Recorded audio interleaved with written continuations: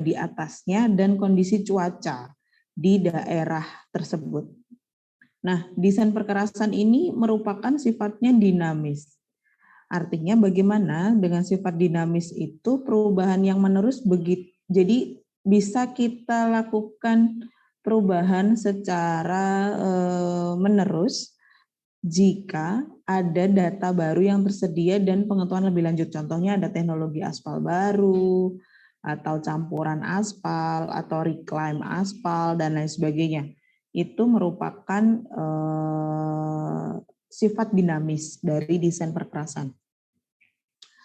Nah, definisi dari perkerasan jalan itu merupakan suatu bagian jalan yang diperkeras dengan lapisan konstruksi tertentu dan terletak di atas tanah dasar yang telah mendapatkan pemadatan.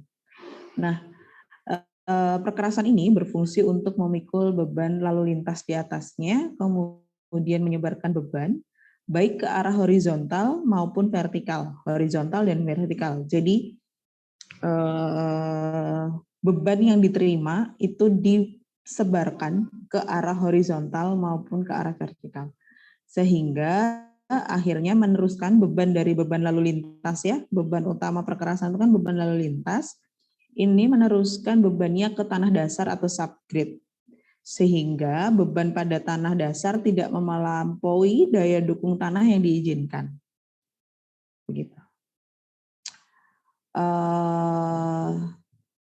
Bagaimana perkerasan jalan ini awalnya menjadi berkembang sampai sejauh ini. Awalnya itu dari batu-batu saja yang diperkeras, jadi hanya batu, bukan aspal ya. Jadi perkerasan jalan ini, perkembangan jalan itu mulai dari batu-batu ditata, kemudian atau jalan miring yang dibangun dari 5.000 tahun yang lalu. Kemudian di Mesir, nah untuk melayani angkutan pembuatan piramid. Kemudian jalur pertama ini ada di dasar-dasar rekayasa lalu lintas ya di DDRT. Kalian ini saya review sedikit saja bahwa jalan pertama jalur ganda. Jadi dulu itu jalannya cuma satu, ditata dari batu-batu yang dimiringkan, kemudian untuk digunakan sebagai angkutan pembangunan piramid. Nah, jalan ganda rute pada kerajaan Babilonia di tahun 692 sebelum Masehi. Kalau ini adalah bagaimana perkerasan jalan. Kalau tadi sejarah jalan. Jadi jalan itu terbentuknya bagaimana? Itu tadi. Nah, bahwa itu berdasarkan dari batuan yang ditata saja. Sampai sekarang berkembang menjadi jalur berapa arah, 2 arah dengan lebar, itu disesuaikan dengan kebutuhan. Nah sekarang sejarah perkerasan jalan ini adalah pertama kali itu perintisnya itu adalah Bapak Pierre Tresaquet. Beliau dari Perancis yang merupakan perintis rekayasa jalan modern di Prancis. Kemudian pada tahun 1775 sampai 1785 jalan pertama itu diinisiasi oleh Bapak Pierre yang menyadari bahwa ada kadar air dan pemeliharaan teratur di sebuah perkerasan di rekayasa jalan, bahwa ada sifat-sifat kadar air dan pemeliharaan yang perlu dilakukan pada sebuah jalan. Nah, pada awal abad 19, Telford dan Macadam mengembangkan konstruksi jalan yang mirip. Jadi awalnya mulai dari Tresaquet, kemudian Thomas Telford dan Macadam. Nah, Macadam itu merupakan nama orang pertama yang mengembangkan suatu pendekatan ekonomis pada konstruksi jalan. Ini yang membedakan konstruksi Tresaquet, Telford, dan Macadam. Ya, ini merupakan perbedaannya konstruksi Tresaquet, Telford, dan Macadam. mulai dari tebal pembentuknya, mulai dari surface sampai ke subgrade. Jadi ada, kalau ini kalian bisa lihat gambarnya, tebal perkerasannya pun juga berbeda. Kalau di Tresakpet itu batuan, jadi batuan-batuan dibedakan dengan dimensinya, kemudian atasnya masih berupa batuan kecil. Nah, kalau Telford itu surface-nya itu menggunakan batuan gravel. Jadi sebenarnya sama-sama menggunakan batuan yang ditata, konstruksi, tapi memperhatikan nilai kenyamanan dan nilai ekonomis. Itu yang membedakan antara Tresakpet, Telford, dan Macadam. Nah, yang sering kita dengar kalian di jalan-jalan di pedesaan itu kita sering sekali melihat atau mengetahui istilah makadam. Prinsip dasar dari konstruksi makadam sendiri itu merupakan yang pertama, tanah asli ini akan memikul beban lalu lintas. Jadi beban lalu lintasnya itu langsung dibebankan di tanah asli. Nah, yang kedua, prinsip yang kedua, jadi tidak ada lapisan-lapisan di atas tanah asli. Kalau sekarang kan tanah asli itu kita berikan lapisan-lapisan untuk menyalurkan beban. Nah, kalau makadam itu merupakan prinsipnya adalah tanah asli yang akan memikul beban lalu lintasnya. Nah, yang kedua itu adalah drainase yang cukup. Jadi prinsip dasar dari konstruksi makadam ini drainasenya harus cukup dan terbuat dari material yang kohesif. Kohesif ini menyerap air sehingga permukaan jalan itu akan keras dan memikul beban. Begitu ya. Itu adalah prinsip dasar dari konstruksi makadam yang masih biasa kita temui di jalan-jalan di pelosok di pedesaan. Itu masih beberapa menggunakan konstruksi jenis makadam yang sering digunakan di Indonesia. Nah, ini adalah jenis-jenis perkerasan. Jadi ada 3 jenis sebenarnya. Ada jalan tanah, jadi hanya tanah yang tadi seperti makadam itu. Ini tanah, jadi tanah yang hanya dipadatkan saja, dibuat biasanya jalan-jalan untuk sementara saja, bukan jalan untuk dengan umur rencana yang berpuluh-puluh tahun. Jadi ini jalan yang sangat temporary. Kemudian jalan kerikil merupakan jalan dengan agregat yang padat. Jalan yang dipadatkan dengan kerikil pada lapisan atasnya. Jadi bedanya begitu. Kalau jalan tanah itu benar-benar tanah yang dipadatkan. Kalau jalan kerikil itu lapisan paling atasnya adalah kerikil sebagai surface-nya. Dan jalan yang diperkeras. Jalan diperkeras itu bisa ada 2 jenis, perkerasan lentur dan perkerasan kaku. Itu adalah jenis perkerasan lentur dan perkerasan kaku. Nah, sekarang yang akan kita bahas selama 1 semester ke depan itu adalah perkerasan lentur dan perkerasan kaku. Perkerasan lentur dan perkerasan kaku ini memiliki perbedaan. Mulai dari tebal lapisannya dan susunan dari perkerasannya. Jika di flexible pavement atau di perkerasan lentur itu terdiri dari subgrade tanah dasar, kemudian subbase, kemudian base course, dan surface. Jadi subgrade tanah dasar, subbase ini biasanya batu kali, base course-nya ini lapisan seterusnya, dan surface-nya ini bisa aspal. Itu flexible pavement. Jika rigid pavement itu adalah biasanya tanah dasar langsung ditumpu dengan plat beton berupa rigid, gitu ya. Itu adalah plat beton berupa rigid. Kemudian bagaimana kita tahu lapisan-lapisan ini, lapisan-lapisan perkerasan itu kan secara ada di dalamnya. Nah, untuk kita tahu ini namanya potongan melintang jalan. Potongan melintang jalan itu pasti terlihat namanya perkerasan. Nah, di sini adalah contoh potongan melintang jalan. Jadi kita potong jalannya secara melintang. Potongan itu kan ada dua ya, potongan melintang dan potongan memanjang.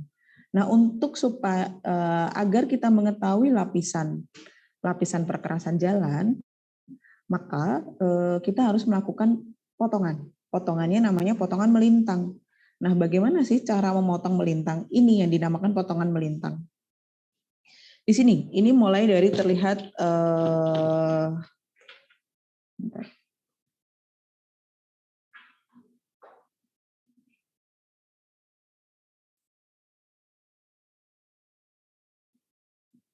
anonitnya di mana ya? Anonit, susah. Jadi ini ada drainase. Ini adalah potongan melintang total sebuah jalan. Jalan itu memiliki total sampai sekian. Ini adalah totalnya. Yang dinamakan rumija. Masih ingat rumija itu apa? Rumija itu adalah ruang milik jalan. Mulai dari saluran drainase, di sini adalah trotoar sampai dengan saluran drainase itu adalah 2,5 meter. Ini yang dinamakan rumija. Ya, rumija, kemudian ini ruang bebasnya di sini. Ini adalah ruang aman. Nah, di sini adalah tempat biasanya untuk evakuasi, ruang untuk evakuasi. Nah, jalan ini adalah jalan dengan lajurnya banyak. R2, R4 ini adalah kendaraan roda 2 dan kendaraan roda 4. Di lajur jalan ini, kendaraan roda 4 dan kendaraan roda 2 dipisahkan. Ini adalah jalan dengan 3 lajur 2 arah. Masing-masing 3 lajur dengan 2 arah. Begitu. Ini adalah contoh dari gambar potongan melintang. Gitu ya. Ini adalah gambar potongan melintang. Kita gambar per lajurnya gitu. Di kasus ini per lajur ini adalah 3 meter. Ini median jalan. Ini adalah pembatas untuk roda 2. Maka ini yang dinamakan potongan melintang jalan. Oke.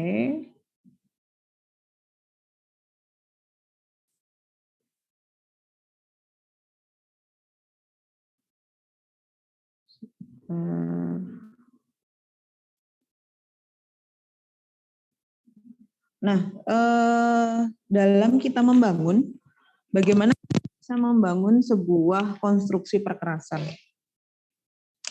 Kalau kita membangun konstruksi perkerasan gitu ya, apa sih syarat-syaratnya? Ada 2 syarat penting ketika kita membangun konstruksi perkerasan. Ada persyaratan fungsional dan ada persyaratan struktural. Jadi ada 2 hal penting yang harus kita perhatikan dalam perencanaan atau pembangunan konstruksi perkerasan, yaitu yang pertama fungsional. Fungsional ini jalan tersebut harus mampu dilewati lalu lintas dengan kenyamanan dan keamanan. Kenyamanan dan keamanan ini dihubungkan dengan kondisi lapis perkerasannya. Tidak boleh ada lubang, rata, genangan, kekesatan, gesekan dengan badan perkerasannya. Itu adalah persyaratan fungsional. Kemudian jika persyaratan struktural, ini perkerasan yang dirancang itu harus mampu memikul beban lalu lintas sesuai dengan rencana dan umur rencana, disesuaikan dengan umur rencana tanpa menimbulkan perubahan geometrinya, perubahan bentuknya dalam struktur perkerasan.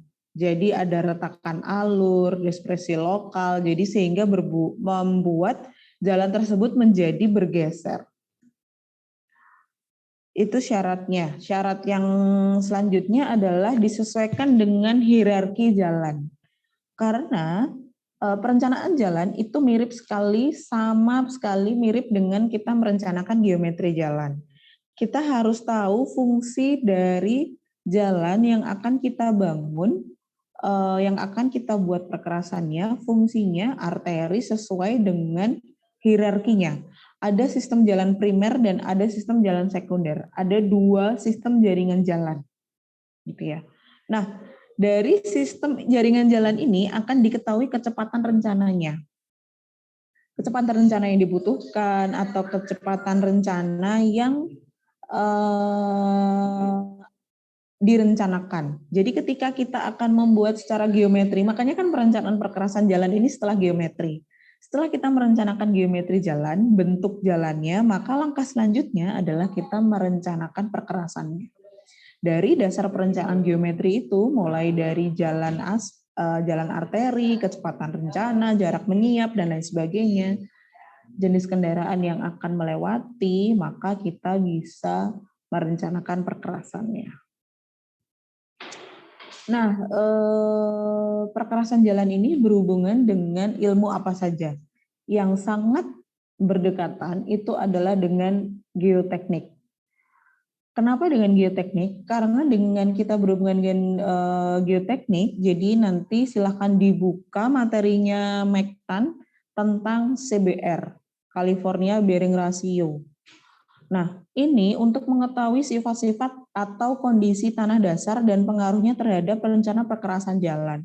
Tadi seperti definisi di depan bahwa suatu perkerasan ini disusun dengan tebal perkerasannya untuk memikul beban lalu lintas sehingga dia bisa menyebarkan beban ke seluruh permukaan tanpa merusak daya dukung tanah yang telah ditetapkan. Ya, sehingga kita sangat berhubungan erat dengan ilmu geoteknik. Yang pertama. Yang kedua adalah dengan ilmu struktur. Di sini untuk mengetahui material-material perkerasan jalan dan sifatnya khususnya untuk tebal perkerasan jalan kaku. Karena kita mempelajari beton. Tebal perkerasan jalan dengan untuk yang kaku itu adalah beton. Maka ini sangat sedikit berhubungan dengan mata kuliah yang lain. Ilmu fisika dan ilmu kimia ini untuk mengetahui sifat-sifat bahan perkerasan, dan matematika ini untuk perhitungan-perhitungan yang diperlukan dalam pembuatan rancangan campuran aspal. Ini biasanya kalau kita mau membuat campuran aspal plastik, aspal dicampur dengan apa, karena aspal ini merupakan material, nanti akan kita bahas minggu depan secara detail. Aspal ini kan merupakan sumber daya alam yang tidak dapat diperbaharui dan lain sebagainya, maka banyak dilakukan penemuan-penemuan baru. Nah, ilmu yang sangat berhubungan itu adalah ilmu fisika dan kimia dan juga matematika. Nah, untuk saat ini, untuk yang akan kalian pelajari selama 1 semester atau selama kalian masih menjadi mahasiswa S1, itu adalah di lingkup teknik sipil lebih dahulu, yaitu lingkup geoteknik dan lingkup ilmu struktur. Ini adalah sedikit saya kenalkan tentang macam-macam kerusakan jalan. Jadi ada 3 macam secara garis besar, tapi kalau secara jenis kerusakan jalan itu ada banyak sekali. Nah, kalau dari segi kerusakan jalan itu hanya ada 3 jenisnya. Ada retak, ada perubahan bentuk, dan cacat permukaan. Jadi nanti jenisnya ada banyak. Kalau retak itu mulai dari retak buaya, retak melintang, dan lain sebagainya. Jadi secara konsep, kerusakan jalan itu terbagi menjadi 3 macam-macam kerusakan jalan itu. Jadi jalan perkerasan jalan yang rusak jenisnya itu terbagi menjadi 3. Retak, perubahan bentuk atau distorsi, dan yang ketiga adalah cacat permukaan atau disintegration. Itu ada banyak jenisnya ya, mulai kalau retak itu ada kulit buaya, melintang, memanjang, retak susut, kemudian retak selip. Nah, kalau retak bentuk atau distorsi itu ada mulai keriting, ambles, jalan ambles,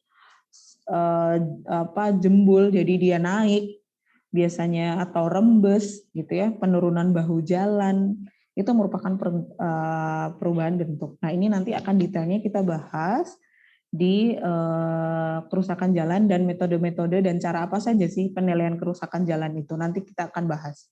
lebih detail di pertemuan selanjutnya. Nah, untuk yang ketiga, yang terakhir itu adalah cacat permukaan, mulai dari patching, lubang, kemudian mulai karena aspal ini kalah musuhnya air, biasanya ada pelepasan-pelepasan butir di aspal. Kemudian ada pengelupasan dan lain sebagainya. Nah, ini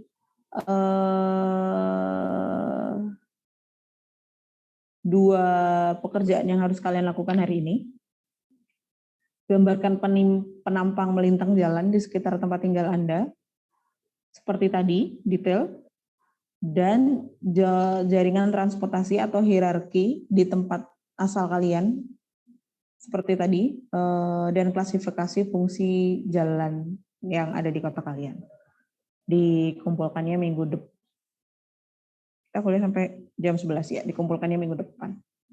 Kurang lebih begitu. Ada yang ditanyakan. Ini masih awal kuliah ya, jadi saya menjelaskannya masih sangat awal-awal sekali, mulai dari RPS, materi, peraturan, definisi, dan kurang lebih apa saja yang akan kita pelajari selama 1 semester ke depan. Nah, ada yang ingin ditanyakan? Permisi Bu Sari, saya mau nanya Bu. Iya, silahkan. Saya penasaran sebenarnya, tapi kalau secara garis keseluruhannya gitu Bu, antara perkerasan kaku sama lentur tuh ibaratnya perencana tuh kita sebagai perancangnya gitu, kapan kita milih perkerasan kaku, kapan kita milih perkerasan lentur? Iya, nanti akan dijelaskan di pertemuan selanjutnya. Jadi akan ada kondisi-kondisi bagaimana melihat dari segala perencanaan desainnya, mulai dari kita lihat desain geometriknya, kita lihat kondisi lingkungan, faktor regional, karena setiap daerah itu berbeda-beda gitu, Yusuf. Bisa daerah dengan curah hujan yang tinggi, gitu ya, maka treatmentnya menjadi berbeda. Kemudian beban yang dilewatinya, serta umur rencana, dan yang terakhir adalah investasi dari segi ekonomi. Begitu, itu adalah faktor-faktor umum yang biasa kita pakai untuk pendekatan-pendekatan yang kita pakai untuk kita menentukan kapan kita pakai geometri, kapan kita pakai kaku atau kita pakai lentur. Kurang lebih begitu sih. Ada lagi? Ya. Semua sudah absen? Sudah, Bu. Sebentar saya cek ya. Oh iya, tolong satu mahasiswa untuk ditunjuk jadi ketua kelas.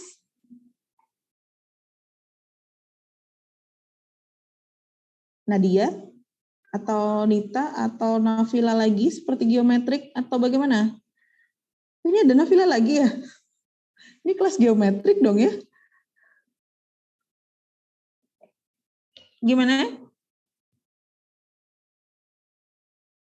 Nafila lagi aja ya, yang sudah ngubungin ya. Oke Nafila, silahkan Nafila. Hari ini kan kita kuliah pendahuluan. Nah di GCR itu